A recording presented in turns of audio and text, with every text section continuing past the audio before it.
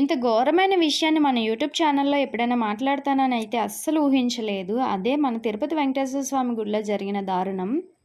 తిరుపతి వెంకటేశ్వర స్వామి తర్వాత మన అంతే పవిత్రంగా భావించే లడ్డు ప్రసాదం, ఆ ప్రసాదంలోని ఏకంగా beef fat, vegetable oil mix అయ్యిందనే న్యూస్ వినగానే నాకైతే మతిపోయింది.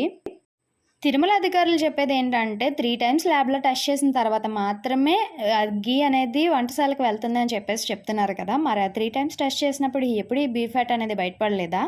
బయటపడిన భక్తులకు తెలియదని చెప్పేసి లైట్ తీసుకున్నారా? అసలు ఏం జరుగుతుంది? ఈ అధికారులు ఎలా అలౌ చేశారు దీన్ని? ఒక భక్తురాలికి ఈ విషయం తెలిసిన తర్వాత నాకైతే చాలా చాలా బాధ అనిపించింది. అండ్ అలాగే చాలా కోపం కూడా వచ్చింది. ఇంత పెద్ద ఇష్యూ పైన మాట్లాడేంత పెద్దదాన్ని అయితే కాదు. అలాగని బోల్డ్ మంది చూసేసేంత సబ్స్క్రైబర్స్ కూడా లేరు. వ్యూస్ కోసం నేనైతే ఈ వీడియో అయితే చెయ్యట్లేదు. నాకున్న కొద్ది మంది సబ్స్క్రైబర్స్కి నా ఆవేదన అర్థం కావాలని చెప్పేసి ఈ వీడియో అయితే పోస్ట్ చేస్తున్నాను. Thank you for watching.